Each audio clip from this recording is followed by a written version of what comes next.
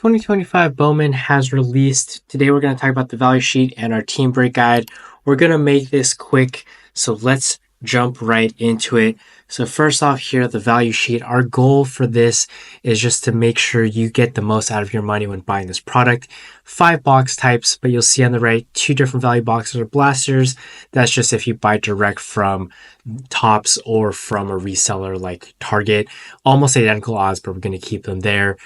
Prices that we're using are the most recent prices we found online.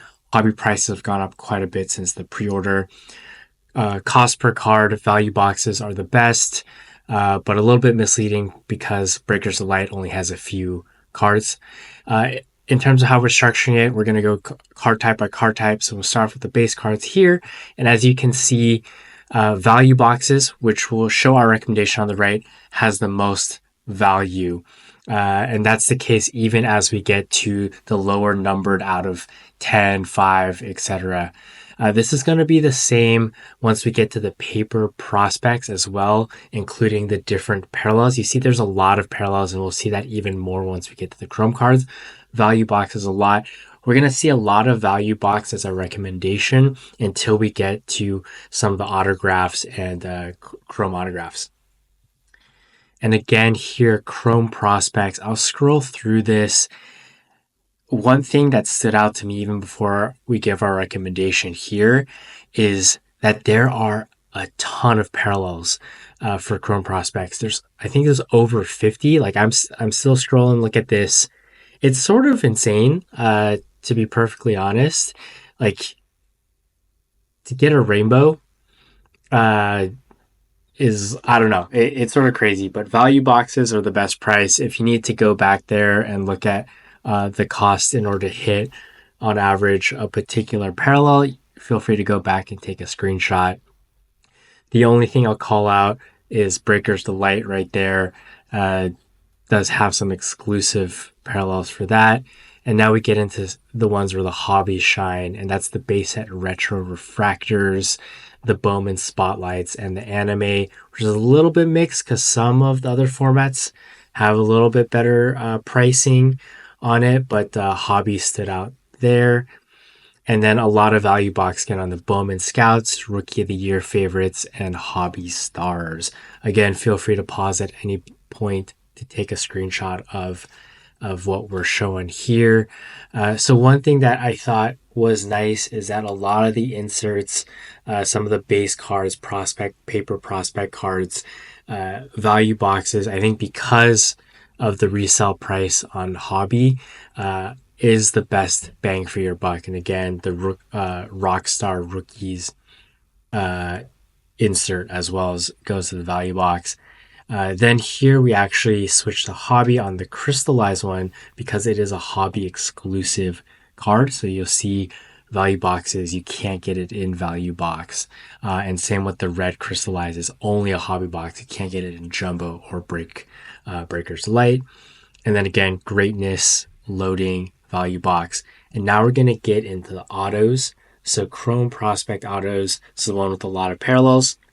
Jumbo boxes come out ahead, slightly mixed in the sense that there are some value and hobby box and Breaker the Light exclusive parallels on these autographs.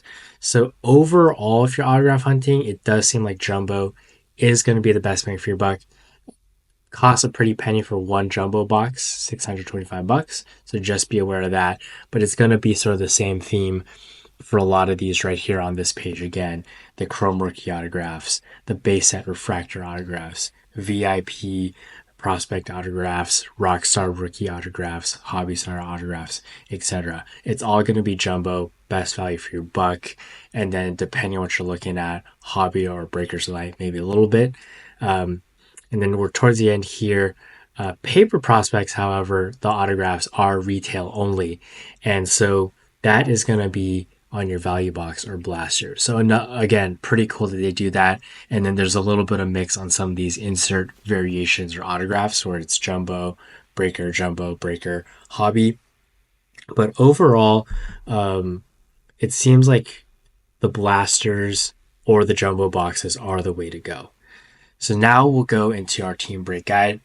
We'll do this very quick. How I ended up doing this was I ranked the teams in order of your hits, focusing primarily on autos. So I scored the autos higher than your total cards, and then I just summed up the rankings there. So you see we have the total number of autographs you get. The reason I'm doing this is Bowman, I feel like autographs are what you want to get out of the Bowman product in particular.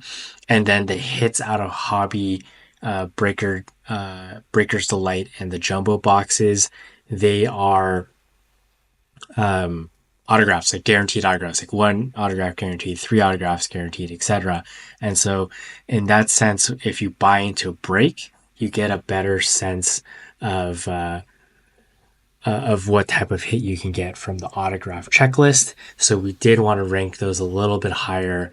And then we did take into all cards. So your total number of cards for each team within the checklist. And that's just a little bit of factoring. So if you do buy into break, we're trying to make sure you're not getting dusted. Effectively, you buy in a break and you get no cards, especially if there's breaks where they say no base vets are shipping. And so we do factor that in a little bit.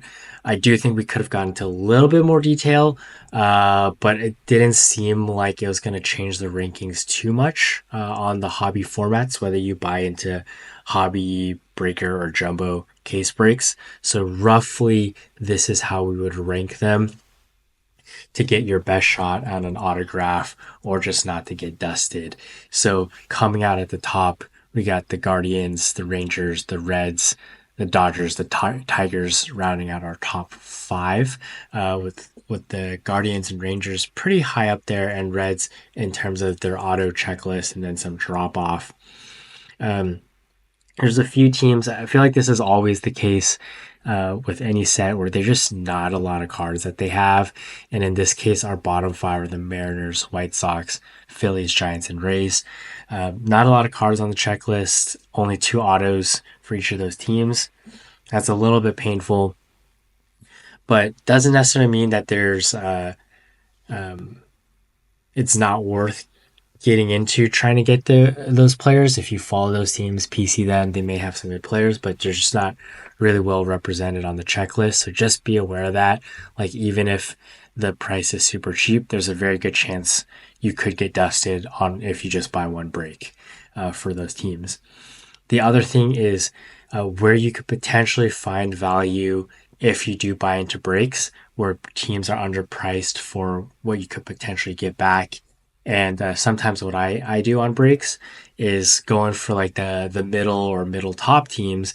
And the reason they could be potentially undervalued is if the breaker is just trying to get like an X% profit margin on the case, like let's say 30%, usually what will happen is they price a few teams like really high because they may have one prospect that's really good, but the odds of hitting that is so low, but they price it so high. Or even some of these bottom teams like the Jays, even if it's cheap, the price is still a little bit high for what you get in return.